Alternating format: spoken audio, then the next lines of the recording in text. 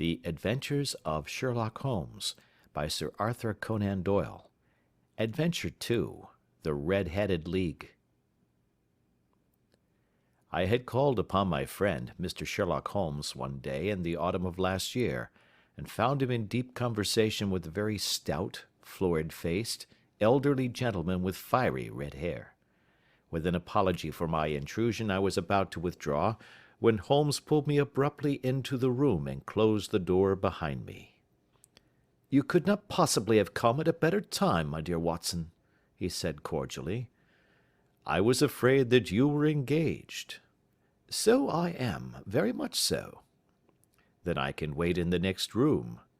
"Not at all. This gentleman, Mr. Wilson, has been my partner and helper in many of my most successful cases, and I have no doubt that he will be of the utmost use to me and yours also." The stout gentleman half rose from his chair and gave a bob of greeting, with a quick little questioning glance from his small, fat encircled eyes. "Try the settee," said Holmes, relapsing into his armchair and putting his fingertips together, as was his custom when in judicial moods. "I know, my dear Watson, that you share my love of all that is bizarre and outside the conventions and humdrum routine of everyday life.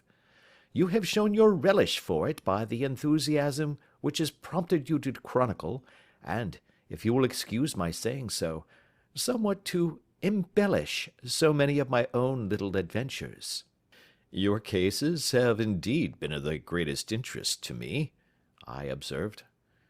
"You will remember that I remarked the other day, just before we went into the very simple problem presented by Miss Mary Sutherland, that for strange effects and extraordinary combinations we must go to life itself, which is always far more daring than any effort of the imagination."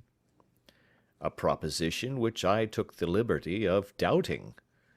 "You did, Doctor, but none the less you must come round to my view, for otherwise I shall keep on piling fact upon fact on you until your reason breaks down under them and acknowledges me to be right. Now, Mr. Jabez Wilson here has been good enough to call upon me this morning, and to begin a narrative which promises to be one of the most singular which I have listened to for some time. You have heard me remark that the strangest and most unique things are very often connected not with the larger but with the smaller crimes, and occasionally, indeed, where there is room for doubt whether any positive crime has been committed. As far as I have heard, it is impossible for me to say whether the present case is an instance of crime or not, but the course of events is certainly among the most singular that I have ever listened to. Perhaps, Mr. Wilson, you would have the great kindness to recommence your narrative. I ask you not merely because my friend Dr. Watson has not heard the opening part, but also because the peculiar nature of the story makes me anxious to have every possible detail from your lips. As a rule, when I have heard some slight indication of the course of events, I am able to guide myself by thousands of other similar cases which occur to my memory. In the present instance, I am forced to admit that the facts are, to the best of my belief, unique." The portly client puffed out his chest with an appearance of some little pride, and pulled a dirty and wrinkled newspaper from the inside pocket of his greatcoat. As he glanced down the advertisement column, with his head thrust forward and the paper flattened out upon his knee, I took a good look at the man and endeavoured, after the fashion of my companion, to read the indications which might be presented by his dress or appearance. I did not gain very much, however, by my inspection. Our visitor bore every mark of being an average, commonplace British tradesman, obese, pompous, and slow. He wore rather baggy grey shepherd's check trousers, a not over-clean black frock-coat, unbuttoned in the front, and a drab waistcoat with a heavy brassy Albert chain, and a square pierced bit of metal dangling down as an ornament. A frayed top hat and a faded brown overcoat with a wrinkled velvet collar lay upon a chair beside him. Altogether, look as I would, There was nothing remarkable about the man save his blazing red head, and the expression of extreme chagrin and discontent upon his features. Sherlock Holmes's quick eye took in my occupation, and he shook his head with a smile as he noticed my questioning glances. Beyond the obvious facts that he has at some time done manual labour, that he takes snuff, that he is a Freemason, that he has been in China, and that he has done a considerable amount of writing lately, I can deduce nothing else." Mr. Jabez Wilson started up in his chair, with his forefinger upon the paper, but his eyes upon my companion. "How, in the name of good fortune, did you know all that, Mr. Holmes?" he asked. "How did you know, for example, that I did manual labour? It's as true as gospel, for I began as a ship's carpenter." "Your hands, my dear sir. Your right hand is quite a size larger than your left. You have worked with it, and the muscles are more developed." "Well, the snuff, then, and the Freemasonry?" "I won't insult your intelligence by telling you how I read that, especially as, rather against the strict rules of your order, you use an arc and compass breastpin." "Ah, of course, I forgot that. But the writing?" "What else can be indicated by that right cuff so very shiny for 5 inches, and the left one with the smooth patch near the elbow where you rested upon the desk?" "Well, but China?" "The fish that you have tattooed immediately above your right wrist could only have been done in China. I have made a small study of tattoo marks, and have even contributed to the literature of the subject. That trick of staining the fish's scales of a delicate pink is quite peculiar to China. When, in addition, I see a Chinese coin hanging from your watch chain, the matter becomes even more simple." Mr. Jabez Wilson laughed heavily. "Well, I never," said he. "I thought at first that you had done something clever, but I see that there was nothing in it after all." "I begin to think, Watson," said Holmes, "that I make a mistake in explaining. Omne ignoratum pro magnifico, you know, and my poor little reputation, such as it is, will suffer shipwreck if I am so candid. Can you not find the advertisement, Mr. Wilson?" "Yes, I have got it now," he answered with his thick red finger planted halfway down the column. "Here it is. This is what began it all. You just read it for yourself, sir." I took the paper from him and read as follows: "To the Red-Headed League. On account of the bequest of the late Ezekiah Hopkins, of Lebanon, Pennsylvania, USA, there is now another vacancy open which entitles a member of the League to a salary of £4 a week for purely nominal services. All red-headed men who are sound in body and mind, and above the age of 21 years, are eligible. Apply in person on Monday at 11 o'clock to Duncan Ross, at the offices of the League, 7 Pope's Court, Fleet Street." "What on earth does this mean?" I ejaculated after I had twice read over the extraordinary announcement. Holmes chuckled and wriggled in his chair, as was his habit when in high spirits. "It is a little off the beaten track, isn't it?" said he. "And now, Mr. Wilson, off you go at scratch and tell us all about yourself, your household, and the effect which this advertisement had upon your fortunes. You will first make a note, Doctor, of the paper and the date." "It is the Morning Chronicle of April 27, 1890, just 2 months ago." "Very good. Now, Mr. Wilson?" "Well, it is just as I have been telling you, Mr. Sherlock Holmes," said Jabez Wilson, mopping his forehead. "I have a small pawnbroker's business at Coburg Square, near the city. It's not a very large affair, and of late years it has not done more than just give me a living. I used to be able to keep 2 assistants, but now I only keep 1, and I would have a job to pay him but that he is willing to come for half wages so as to learn the business." "What is the name of this obliging youth?" asked Sherlock Holmes. "His name is Vincent Spaulding, and he's not such a youth either. It's hard to say his age. I should not wish a smarter assistant, Mr. Holmes, and I know very well that he could better himself and earn twice what I am able to give him. But, after all, if he is satisfied, why should I put ideas in his head?" "Why, indeed? You seem most fortunate in having an employee who comes under the full market price. It is not a common experience among employers in this age. I don't know that your assistant is not as remarkable as your advertisement." "Oh, he has his faults, too," said Mr. Wilson.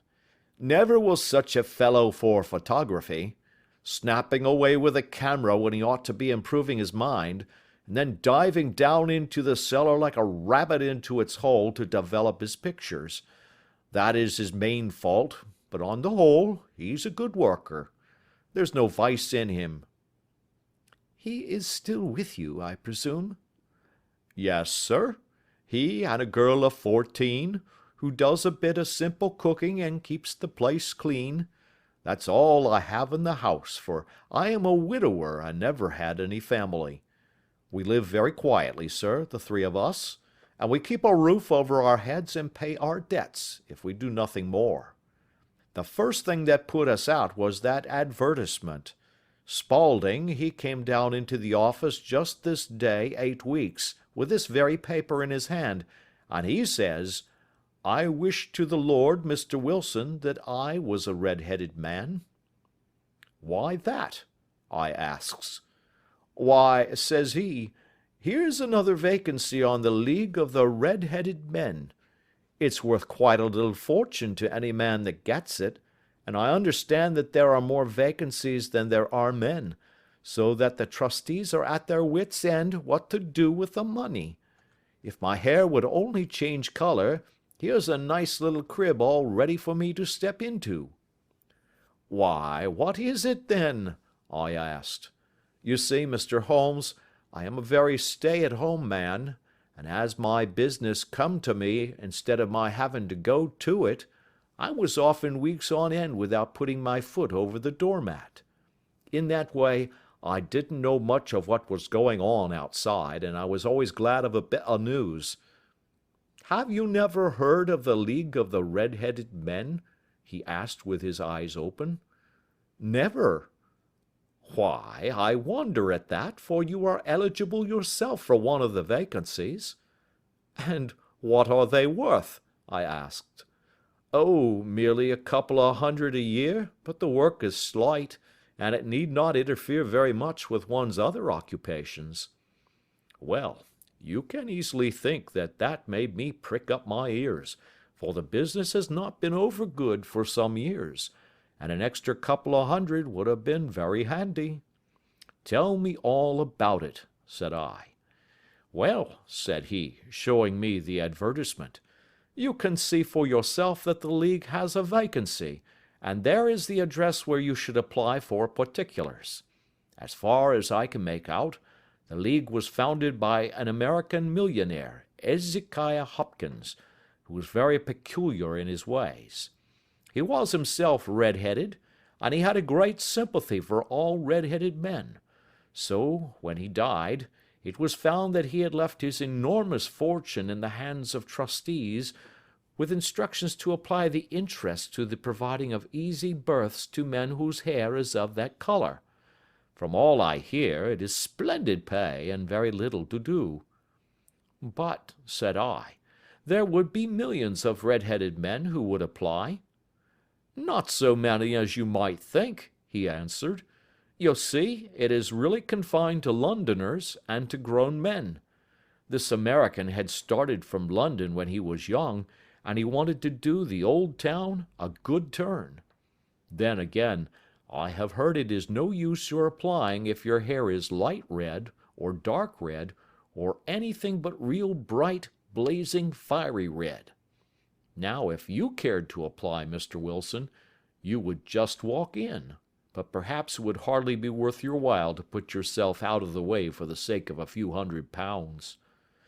Now, it is a fact, gentlemen, as you may see for yourselves, that my hair is of a very full and rich tint, so that it seemed to me that if there was to be any competition in the matter, I stood as good a chance as any man that I had ever met. Vincent Spaulding seemed to know so much about it that I thought he might prove useful, so I just ordered him to put up the shutters for the day, and to come right away with me. He was very willing to have a holiday, so we shut the business up and started off for the address that was given us in the advertisement. I never hope to see such a sight as that again, Mr. Holmes.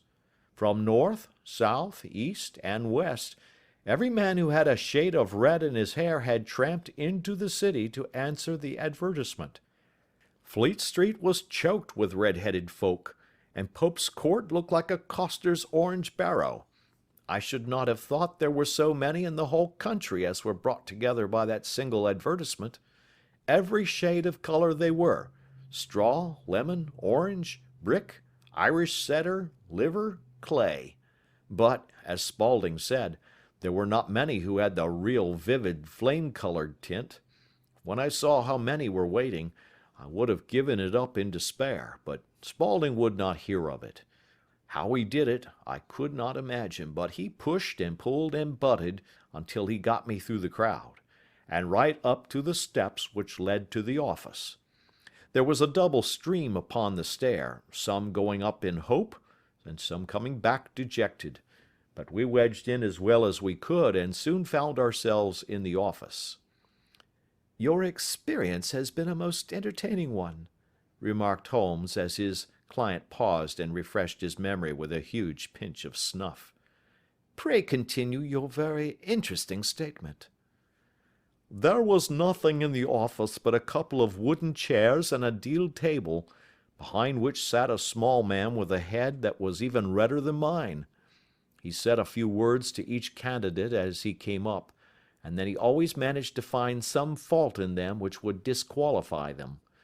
Getting a vacancy did not seem to be such a very easy matter, after all. However, when our turn came, the little man was much more favorable to me than to any of the others, and he closed the door as we entered, so that he might have a private word with us. "This is Mr. Jabez Wilson," said my assistant, "and he is willing to fill a vacancy in the league." "And he is admirably suited for it," the other answered. "He has every requirement. I cannot recall when I have seen anything so fine." He took a step backward, cocked his head on one side, and gazed at my hair until I felt quite bashful.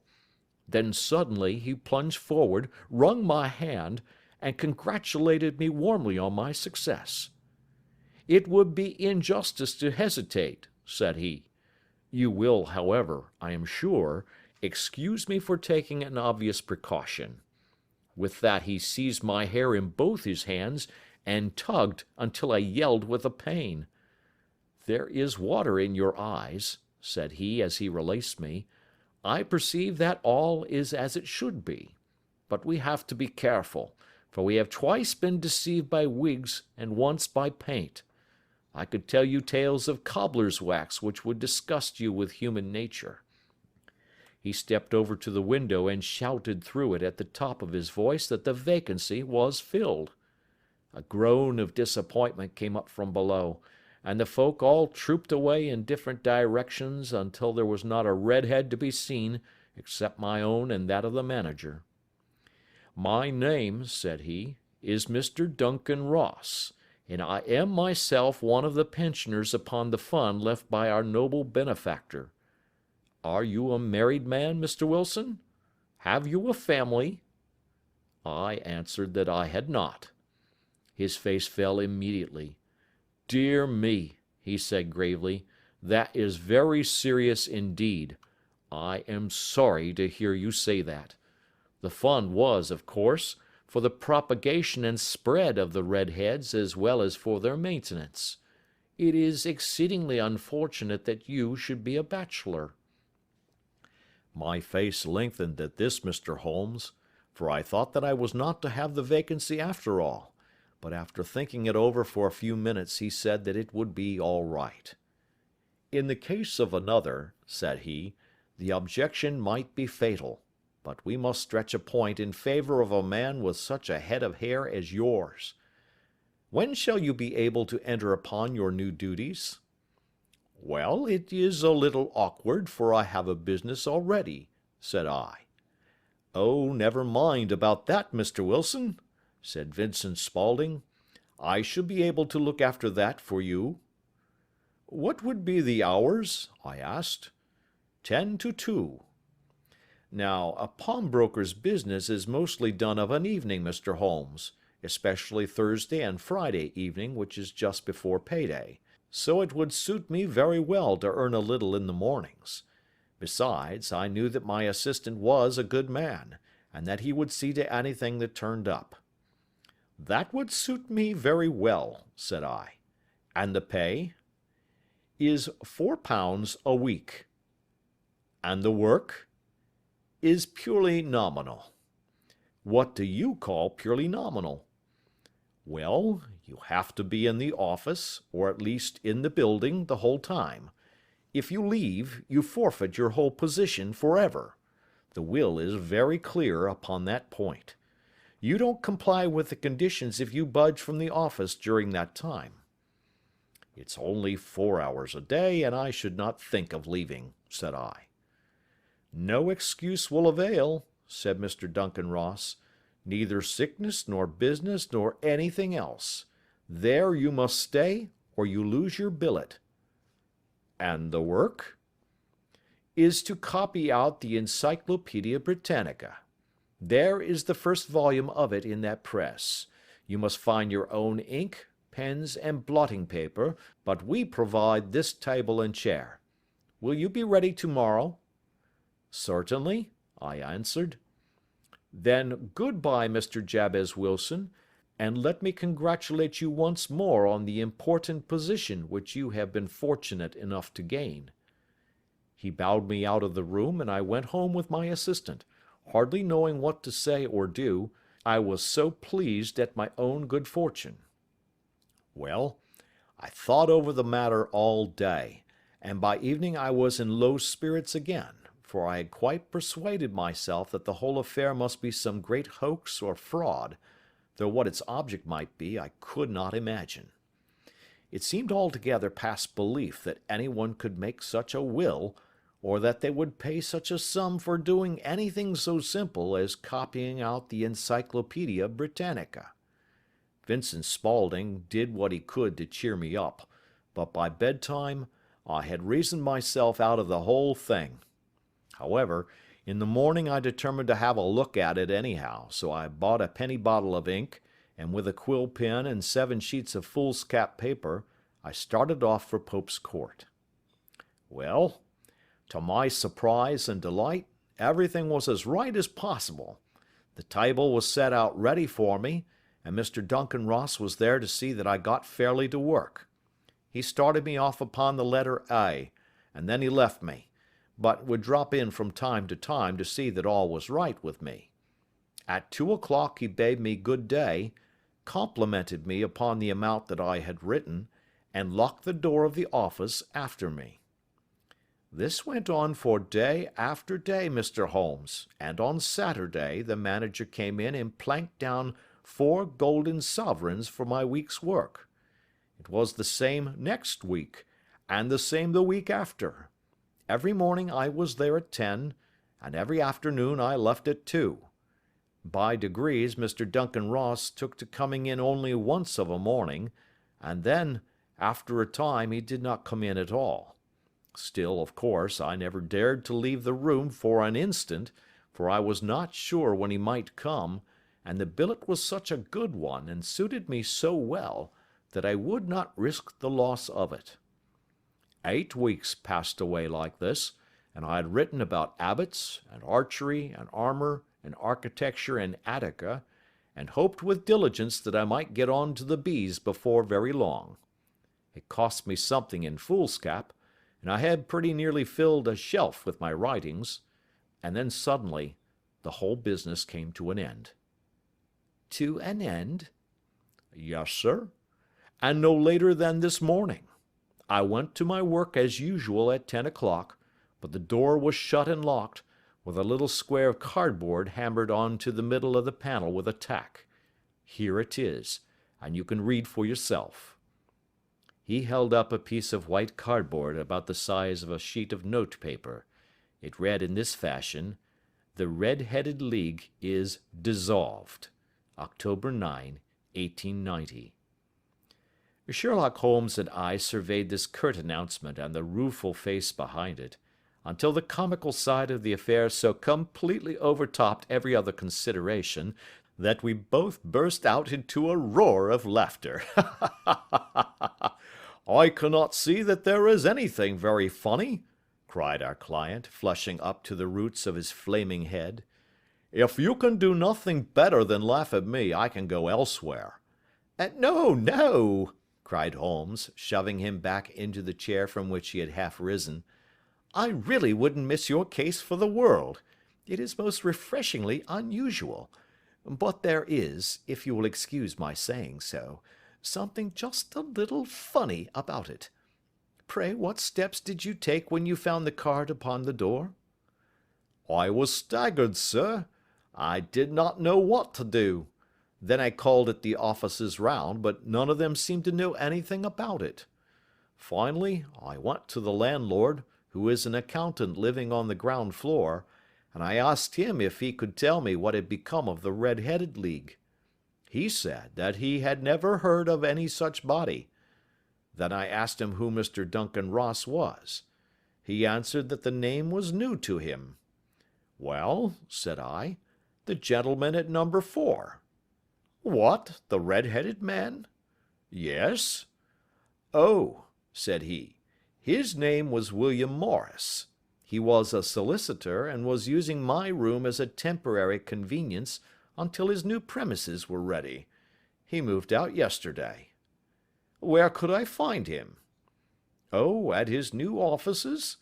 He did tell me the address. Yes, 17 King Edward Street, near St. Paul's.' I started off, Mr. Holmes, but when I got to that address it was a manufactory of artificial knee-caps, and no one in it had ever heard of either Mr. William Morris or Mr. Duncan Ross." "And what did you do then?"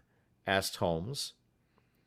"I went home to Saxe Coburg Square, and I took the advice of my assistant. But he could not help me in any way.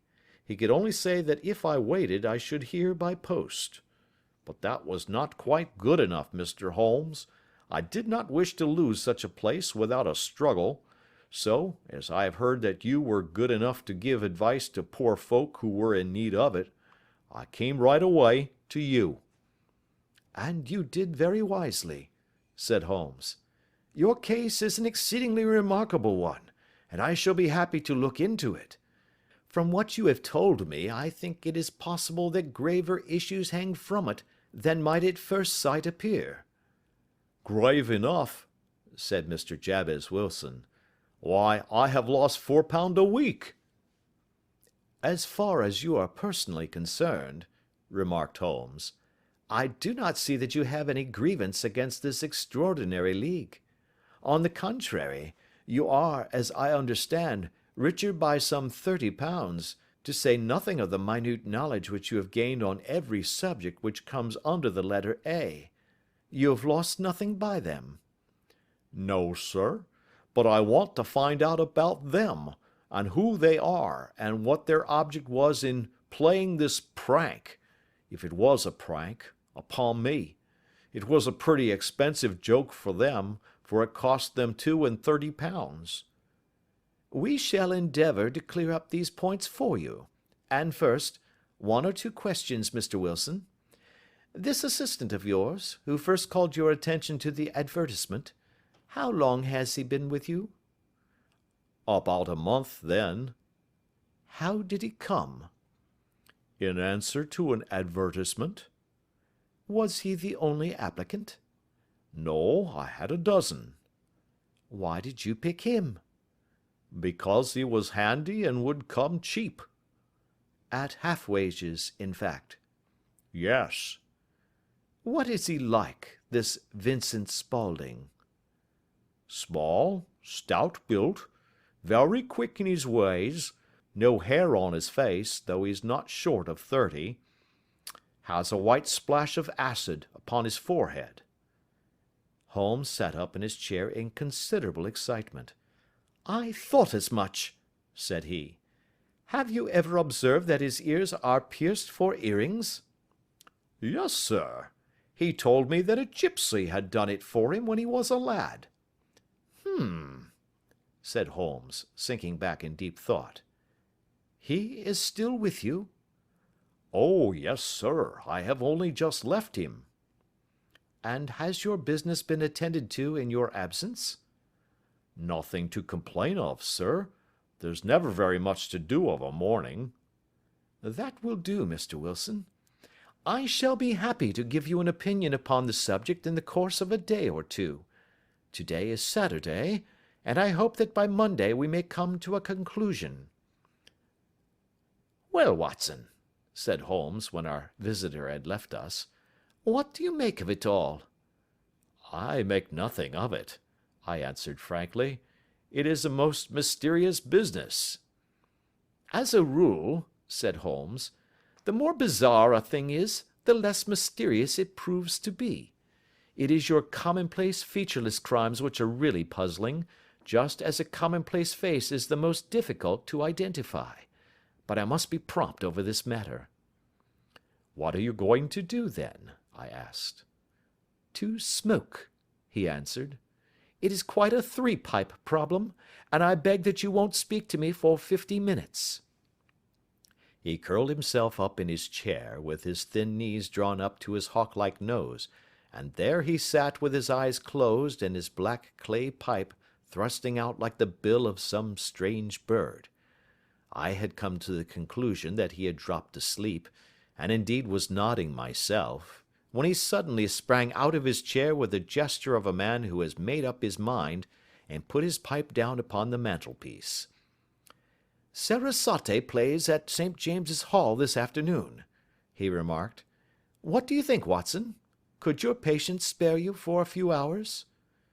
"I have nothing to do today. My practice is never very absorbing." "Then put on your hat and come. I am going through the city first, and we can have some lunch on the way. I observe that there is a good deal of German music on the programme, which is rather more to my taste than Italian or French. It is introspective, and I want to introspect. Come along."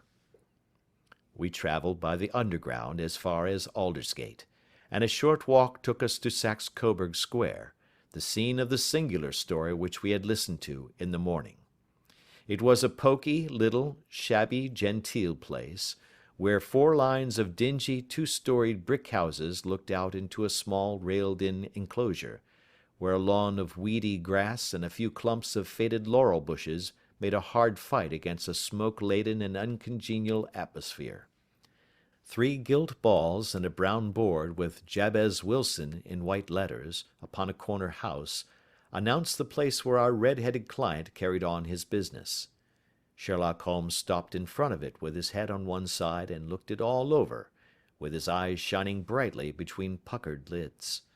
Then he walked slowly up the street and then down again to the corner, still looking keenly at the houses. Finally he returned to the pawnbroker's, and, having thumped vigorously upon the pavement with his stick 2 or 3 times, he went up to the door and knocked. It was instantly opened by a bright-looking, clean-shaven young fellow, who asked him to step in. "Thank you," said Holmes. "I only wish to ask you how you would go from here to the Strand." "Third right, fourth left," answered the assistant promptly, closing the door. "Smart fellow, that," observed Holmes as we walked away. "He is, in my judgment, the 4th smartest man in London, and for daring I am not sure that he has not a claim to be 3rd. I have known something of him before." "Evidently," said I, "Mr. Wilson's assistant counts for a good deal in this mystery of the Red-Headed League. I am sure that you inquired your way merely in order that you might see him." "Not him." "What then?" "The knees of his trousers." And what did you see? What I expected to see. Why did you beat the pavement? My dear doctor, this is a time for observation, not for talk. We are spies in an enemy's country. We know something of Saxe-Coburg Square. Let us now explore the parts which lie behind it. The road in which we found ourselves as we turned round the corner from the retired Saxe-Coburg Square presented as great a contrast to it as the front of a picture does to the back. It was one of the main arteries which conveyed the traffic of the city to the north and west.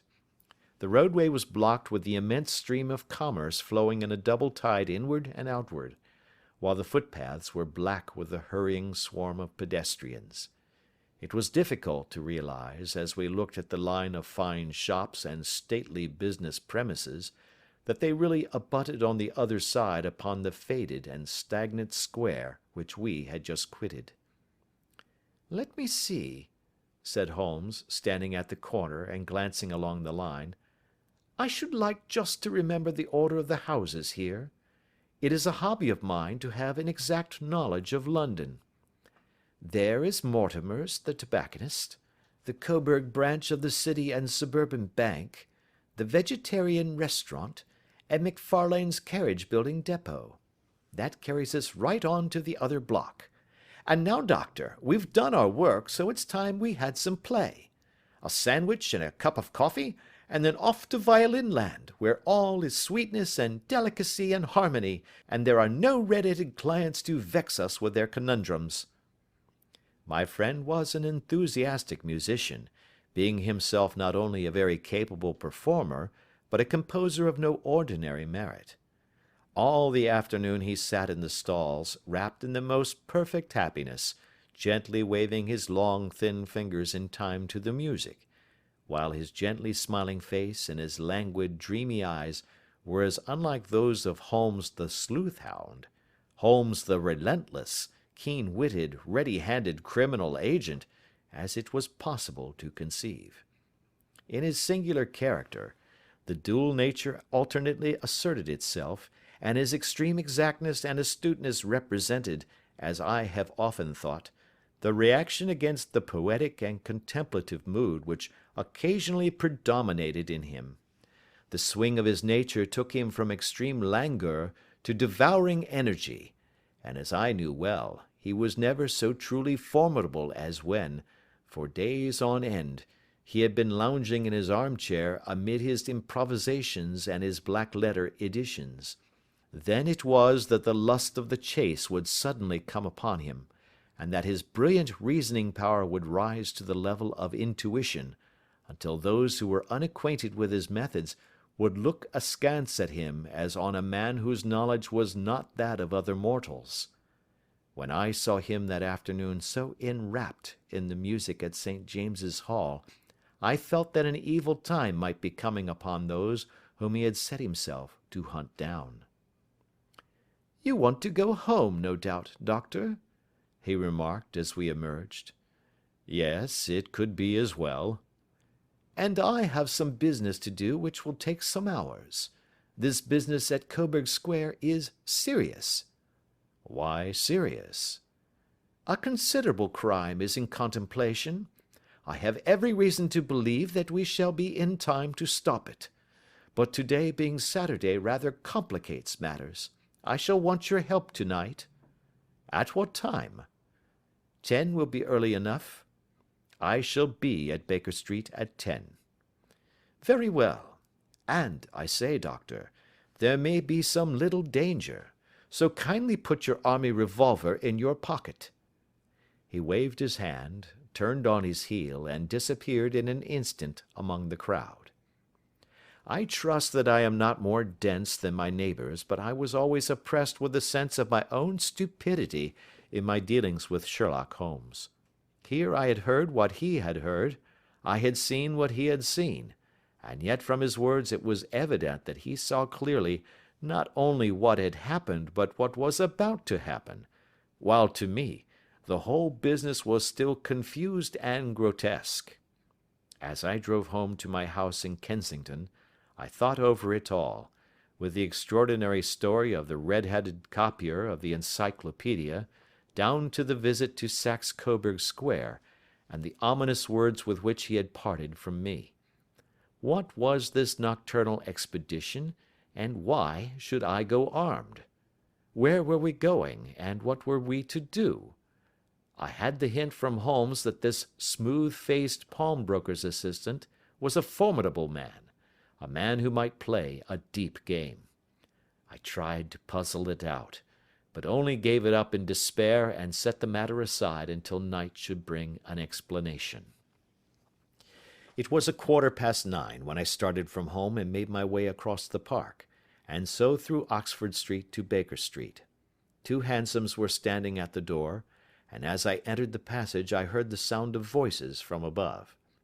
On entering his room, I found Holmes in animated conversation with 2 men, one of whom I recognized as Peter Jones, the official police agent, while the other was a long, thin, sad-faced man, with a very shiny hat and oppressively respectable frock coat. "Ha! Our party is complete," said Holmes, buttoning up his pea-jacket, and taking his heavy hunting crop from the rack. "Watson, I think you know Mr. Jones of Scotland Yard? Let me introduce you to Mr. Merryweather, who is to be our companion in tonight's adventure." "We're hunting in couples again, Doctor, you see," said Jones in his consequential way.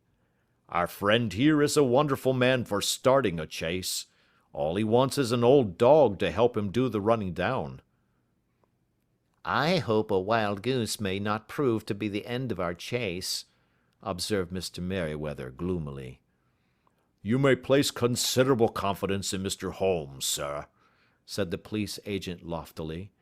"He has his own little methods, which are, if you won't mind my saying so, just a little too theoretical and fantastic, but he has the makings of a detective in him. It is not too much to say that once or twice, as in that business of the Sholto murder and the Agra treasure, he has been more nearly correct than the official force." "Oh, if you say so, Mr. Jones, it is all right," said the stranger with deference. "Still, I confess that I miss my rubber. It is the first Saturday night for 27 years that I have not had my rubber." "I think you will find," said Sherlock Holmes, "that you will play for a higher stake tonight than you have ever done yet, and that the play will be more exciting. For you, Mr. Merryweather, the stake will be some £30,000, and for you, Jones, it will be the man upon whom you wish to lay your hands." "John Clay, the murderer, thief, smasher, and forger. He's a young man, Mr. Merryweather, but he is at the head of his profession, and I would rather have my bracelets on him than on any criminal in London. He's a remarkable man, is young John Clay.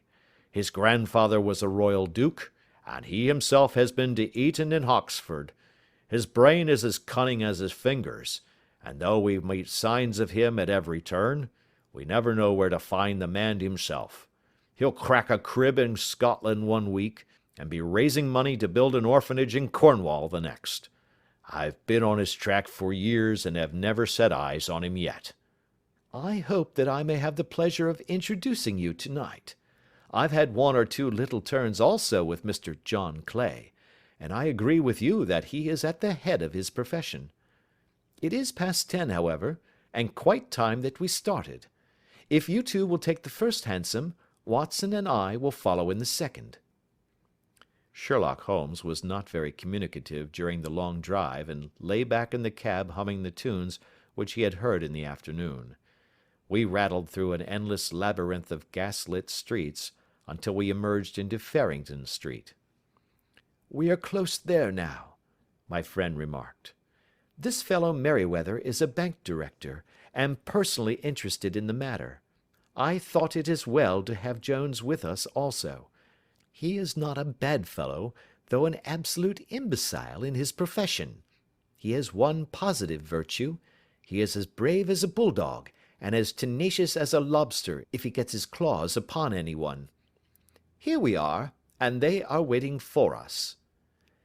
We had reached the same crowded thoroughfare in which we had found ourselves in the morning. Our cabs were dismissed, and following the guidance of Mr. Merryweather, we passed down a narrow passage and through a side door, which he opened for us. Within there was a small corridor, which ended in a very massive iron gate. This also was opened, and led down a flight of winding stone steps, which terminated at another formidable gate. Mr. Merryweather stopped to light a lantern, and then conducted us down a dark, earth-smelling passage, and so, after opening a third door, into a huge vault or cellar, which was piled all round with crates and massive boxes. "You are not very vulnerable from above," Holmes remarked as he held up the lantern and gazed about him. "Nor from below," said Mr. Merryweather, striking his stick upon the flags which lined the floor.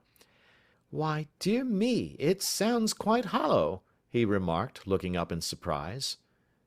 "I must really ask you to be a little more quiet," said Holmes severely. "You have already imperiled the whole success of our expedition. Might I beg that you would have the goodness to sit down upon one of these boxes, and not to interfere?" The solemn Mr. Merryweather perched himself upon a crate, with a very injured expression upon his face, while Holmes fell upon his knees upon the floor, and, with the lantern and a magnifying lens, began to examine minutely the cracks between the stones. A few seconds sufficed to satisfy him, for he sprang to his feet again, and put his glass in his pocket. "We have at least an hour before us," he remarked, "for they can hardly take any steps until the good pawnbroker is safely in bed. Then they will not lose a minute, for the sooner they do their work, the longer time they will have for their escape. We are at present, Doctor, as no doubt you have divined, in the cellar of the City branch of one of the principal London banks. Mr. Merryweather is the chairman of directors, and he will explain to you that there are reasons why the more daring criminals of London should take a considerable interest in this cellar at present." "It is our French gold," whispered the director. "We have had several warnings that an attempt might be made upon it." "Your French gold?" "Yes. We had occasion some months ago to strengthen our resources, and borrowed for that purpose 30,000 napoleons from the Bank of France. It has become known that we have never had occasion to unpack the money, and that it is still lying in our cellar. The crate upon which I sit contains 2,000 napoleons packed between layers of lead foil. Our reserve of bullion is much larger at present than is usually kept in a single branch office, and the directors have had misgivings upon the subject." "Which were very well justified," observed Holmes. "And now it is time that we arranged our little plans. I expect that within an hour matters will come to a head. In the meantime, Mr. Merryweather, we must put the screen over that dark lantern." "And sit in the dark?" "I am afraid so. I had brought a pack of cards in my pocket, and I thought that, as we were a partie carrée, you might have your rubber after all. But I see that the enemy's preparations have gone so far that we cannot risk the presence of a light. And, first of all, we must choose our positions. These are daring men, and though we shall take them at a disadvantage, they may do us some harm unless we are careful. I shall stand behind this crate, and do you conceal yourselves behind those. Then, when I flash a light upon them, close in swiftly. If they fire, Watson, have no compunction about shooting them down." I placed my revolver, cocked, upon the top of the wooden case behind which I crouched. Holmes shot the slide across the front of his lantern and left us in pitch darkness, such an absolute darkness as I have never before experienced. The smell of hot metal remained to assure us that the light was still there, ready to flash out at a moment's notice. To me, with my nerves worked up to a pitch of expectancy, there was something depressing and subduing in the sudden gloom, and in the cold, dank air of the vault. "They have but one retreat," whispered Holmes. "That is back through the house into Saxe Coburg Square. I hope that you have done what I asked you, Jones." "I have an inspector and 2 officers waiting at the front door." "Then we have stopped all the holes, and now we must be silent and wait." What a time it seemed! From comparing notes afterwards it was but an hour and a quarter, yet it appeared to me that the night must have almost gone, and the dawn be breaking above us. My limbs were weary and stiff, for I feared to change my position, yet my nerves were worked up to the highest pitch of tension, and my hearing was so acute that I could not only hear the gentle breathing of my companions, but I could distinguish the deeper, heavier in-breath of the bulky Jones from the thin, sighing note of the bank director. From my position I could look over the case in the direction of the floor. Suddenly, my eyes caught the glint of a light. At first it was but a lurid spark upon the stone pavement. Then it lengthened out until it became a yellow line, and then, without any warning or sound, a gash seemed to open, and a hand appeared, a white, almost womanly hand, which felt about in the center of the little area of light. For a minute or more the hand, with its writhing fingers, protruded out of the floor. Then it was withdrawn as suddenly as it appeared, and all was dark again save the single lurid spark which marked a chink between the stones. Its disappearance, however, was but momentary. With a rending, tearing sound, one of the broad white stones turned over upon its side and left a square, gaping hole, through which streamed the light of a lantern. Over the edge there peeped a clean-cut, boyish face, which looked keenly about it, and then, with a hand on either side of the aperture, drew itself shoulder-high and waist-high, until one knee rested upon the edge. In another instant he stood at the side of the hole and was hauling after him a companion, lithe and small like himself, with a pale face, and a shock of very red hair. "It's all clear," he whispered. "Have you the chisel and the bags? Great Scott! Jump, Archie, jump, and I'll swing for it." Sherlock Holmes had sprung out and seized the intruder by the collar. The other dived down the hole, and I heard the sound of rending cloth as Jones clutched at his skirts. The light flashed upon the barrel of a revolver, but Holmes's hunting crop came down on the man's wrist, and the pistol clinked upon the stone floor. "It's no use, John Clay," said Holmes blandly. "You have no chance at all." "So I see," the other answered with the utmost coolness. "I fancy that my pal is all right, though I see you have got his coat-tails." "There are 3 men waiting for him at the door," said Holmes. "Oh, indeed. You seem to have done the thing very completely. I must compliment you." "And I you," Holmes answered. "Your red-headed idea was very new and effective."